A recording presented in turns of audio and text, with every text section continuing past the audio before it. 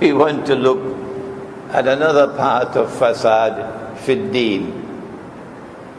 Fasad fi ddin.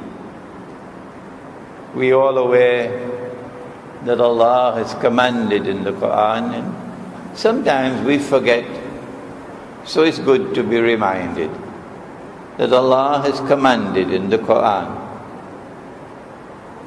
that we love so much, that when we lift the Quran, we kiss it, and we teach our children, don't ever lift the Quran without kissing the Quran. Allah has commanded, وَاعْتَصِمُوا بِحَبْلِ اللَّهِ جَمِيعًا. Hold fast, all of you, to the rope of Allah. وَلَا تَفَرَّقُوا. And do not be divided into different divisions and sects. This is a command. If we disobey this command, we will pay a price for it. Those who came before us, we are the last. We, the Ummah of Muhammad alayhi salatu wasalam, we are the last. No more after us. Those who came before us, the Ummah of Nabi Musa alayhi salam, Banu Israel, who are sometimes otherwise known as Al-Yahud, the Jews. They violated the command and they were broken up into bits and pieces. So many different sectarian movements amongst the Jews. This one says this is kosher, that one says no, it's not kosher. Kosher means halal. So it was like a curse upon the Jews. This divisions, sectarianism. And then came the Ummah of Nabi Isa alayhi salam, and Nasara, the Christians. And they have been divided into even more different sects and groups, fighting with each other. The biggest of all division being that there was Rome, and of course we are familiar with Rome because there is a surah of the Quran entitled Surah Al-Rum, and Allah speaks in the Quran positively about Rome. Rome was the Eastern Orthodox Christian Byzantine Empire, which had its capital in Constantinople. And then they divided, they broke up, and a new Christian sect emerged to the West, Western Christianity. This is the big division, the biggest one of all amongst the Christians. So what's going to happen now with this last ummah, the ummah of Muhammad alayhi salatu wasalam? Will we obey the command? Hold fast, all of you, to the rope of Allah, and do not be disunited. When each one of us is in the grave, and we are questioned concerning this subject, what answer will we give? What is the rope of Allah that we ask to hold on to? Without a shadow of a doubt, the rope of Allah is first of all the Quran. Nothing else comes first. Only the Quran. It is the supreme authority in Islam.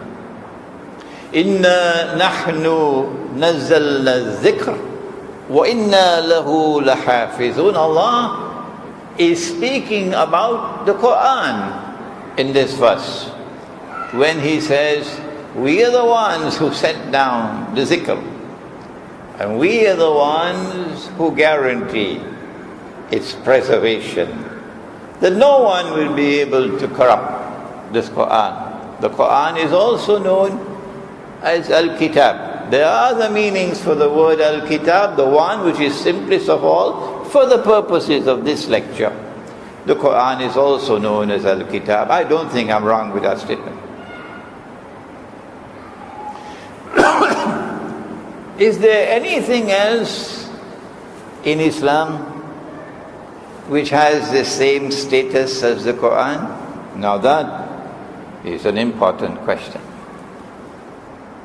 No, nothing else in Islam, nothing else has the same status as the Quran. Everything else is subordinate to the Quran. And therefore, the Sunnah of the Prophet sallallahu ta'ala alayhi wasallam, the ahadith of Nabi Muhammad alayhi salatu wasalam, must all be weighed on the basis of the scale of the Quran. If it is in harmony with the Quran, then alhamdulillah. But if it is in conflict with the Quran, then the Quran will prevail. Shall we repeat that? If the hadith is in harmony with the Quran, alhamdulillah. It helps us now to understand the Quran better. It helps us to apply the Quran. But if a hadith is in conflict with the Quran, then what do we do? Answer, it is the Quran which must prevail. Example, we have done it in the past several times. There's a hadith in Sahih Bukhari in which Aisha radiallahu ta'ala anha is reported to have said that Nabi Muhammad alayhi salatu wasalam married me when I was 6 years of age. Full stop. Let's leave the rest of the hadith. He married me at the age of 6. If this hadith is valid, the implication would be, are you ready for it? It is sunnah to marry a 6-year-old girl. Sorry, a 6-year-old child. It is sunnah. If you accept this hadith to be valid, my question is, why have you not married a 6-year-old child?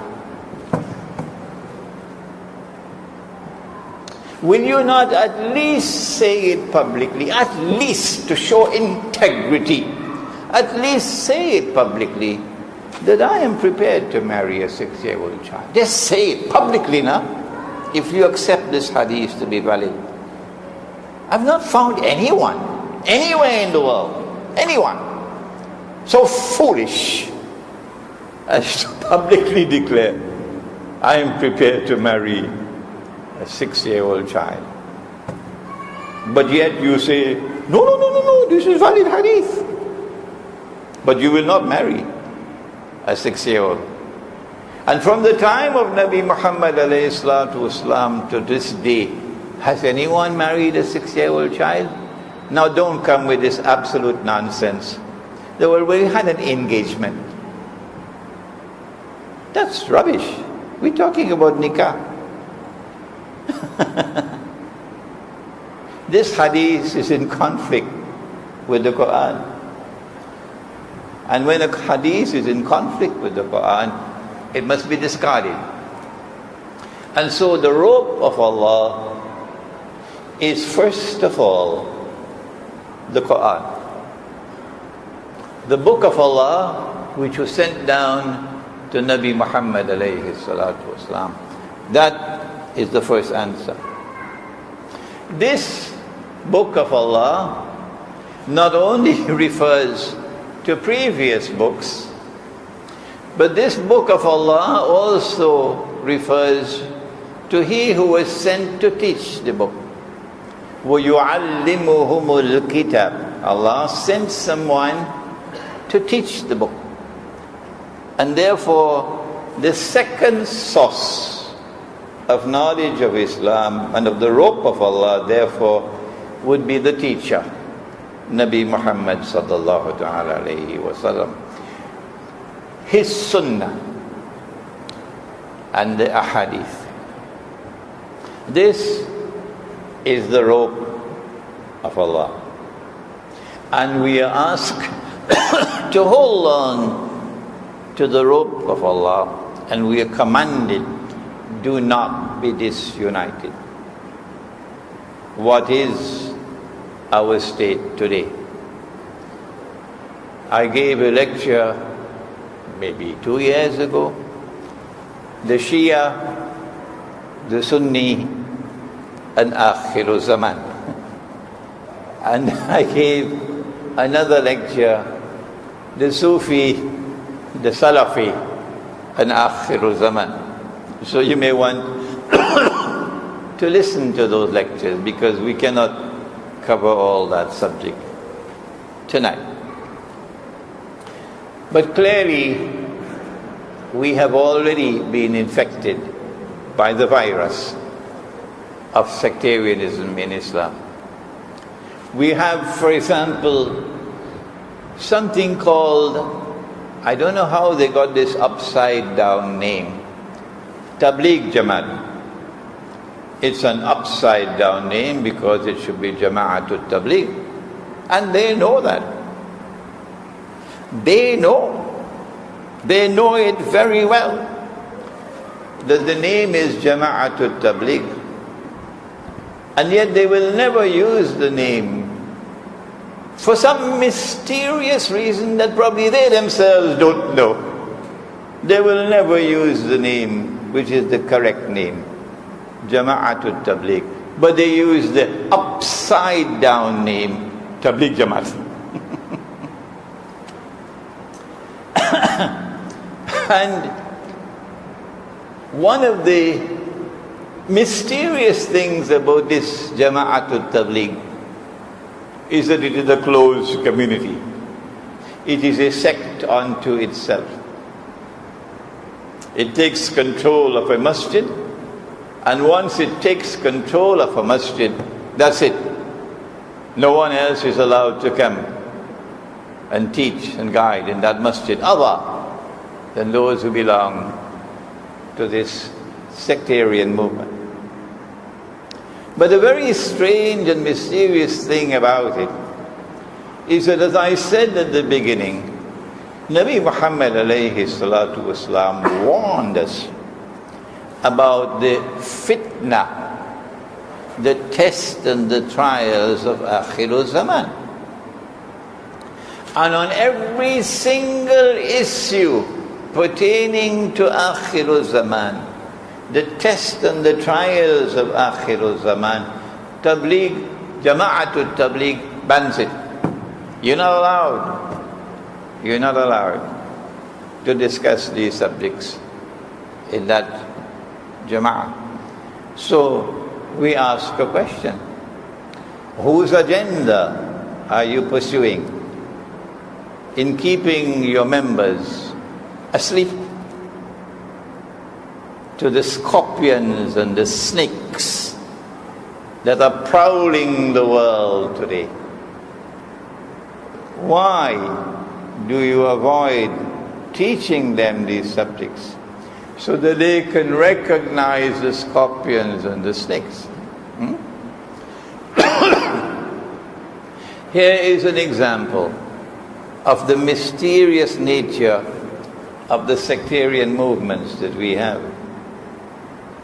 But long before Jama'atul Tabligh made its appearance, and incidentally, Jama'atul Tabligh made its appearance, its mysterious appearance in India, just after the body of Fir'aun was discovered.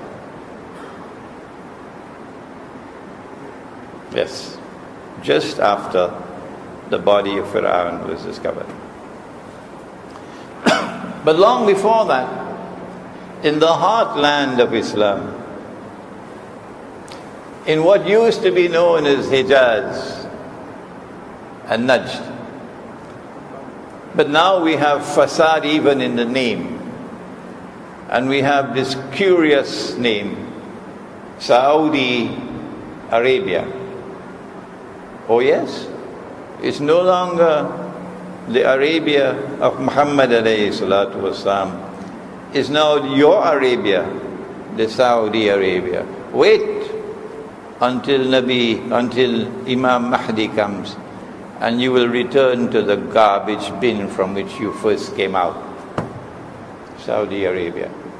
And it will be once more Jaziratul Arab.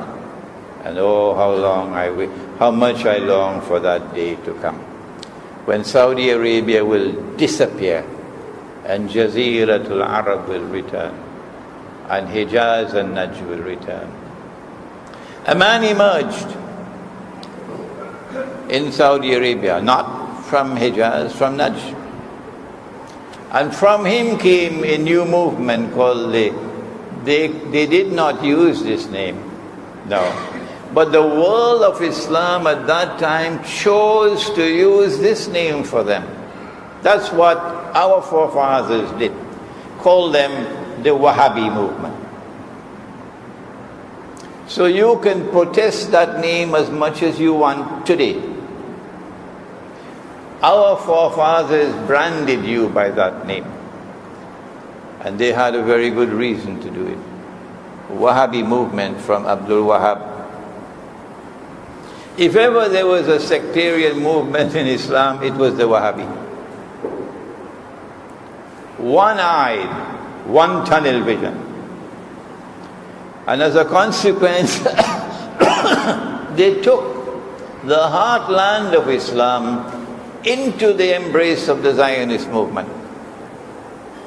Abdul Aziz ibn Saud himself went aboard an American warship in Jeddah. And that American warship took him secretly in 1945 to one of the lakes in the Suez Canal. It's called the Bitter Lakes, where President Roosevelt was on board another American warship, so that these two men could meet secretly and seal a pact between them. And 3 years later, the State of Israel was born. Just 3 years later. If ever there was a monstrous betrayal of Islam, it was this Saudi Wahhabi movement, the alliance of the Saudi clan with the Wahhabi faith.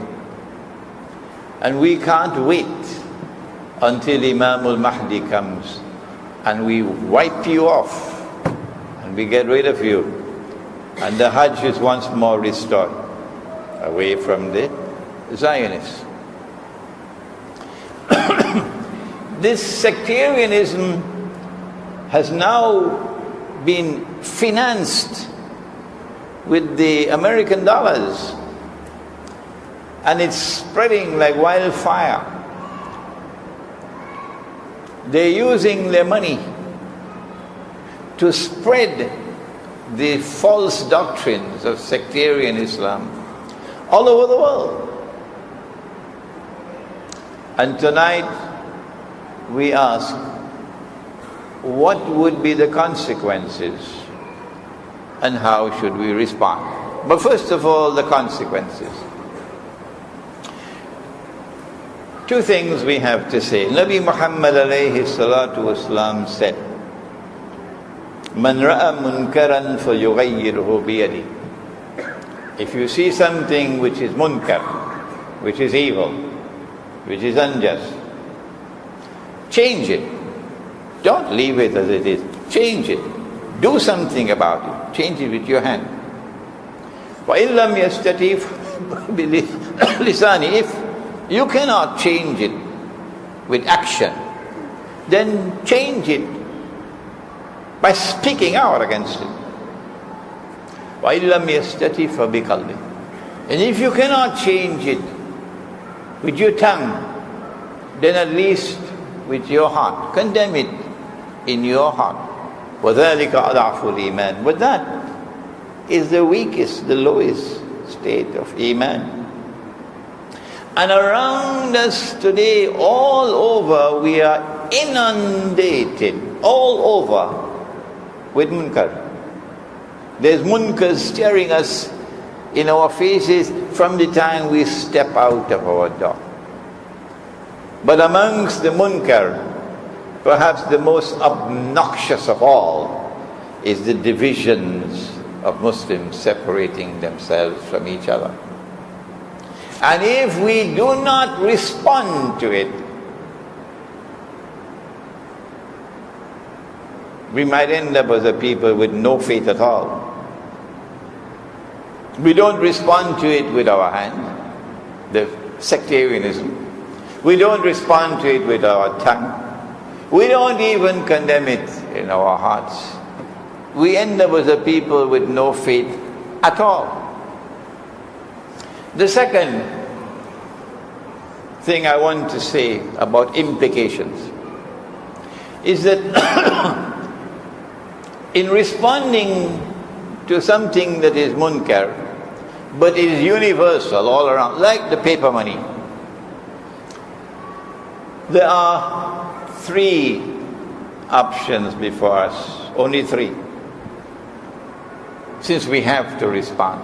The first is a macro response, to take on the problem universally.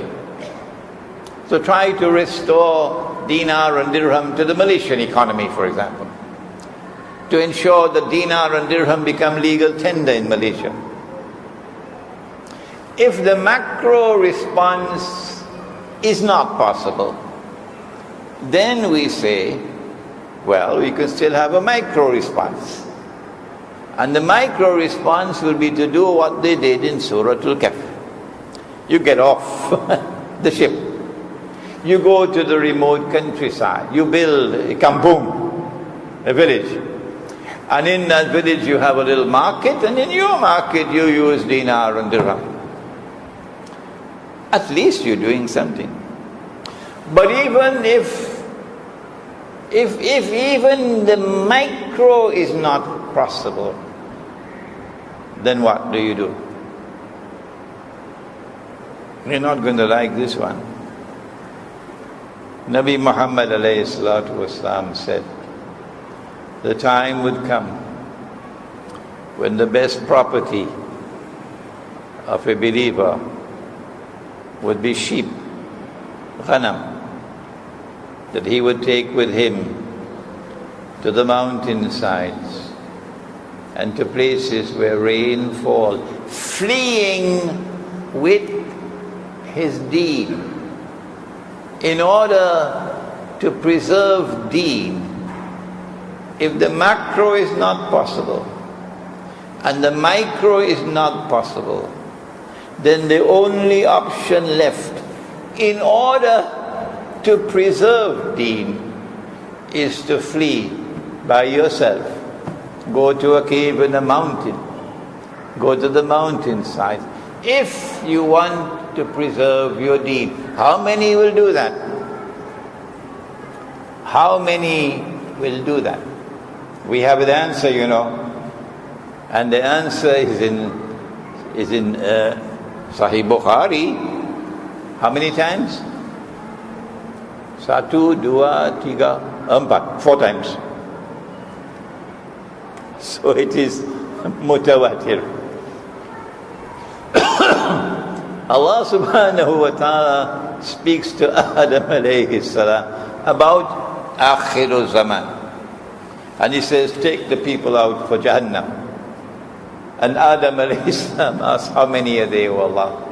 And Allah subhanahu wa ta'ala says, out of every 1,000, take 999 for Jahannam. The companions of the Prophet ﷺ were terrified. And then he smiled and he said, good news for you. The one for Jannah would be from you. The 999 would be Ahl Ya'juj wa Ma'juj. And so the godless world around us will make it impossible for us to respond with a macro response. And then make it impossible for us to respond with even a micro response. And then only 1 in 1,000 will take the last option of all, to preserve your deen. The best property of a Muslim would be sheep, which he would take with him to the mountainsides and to places where rain falls, fleeing with his deen.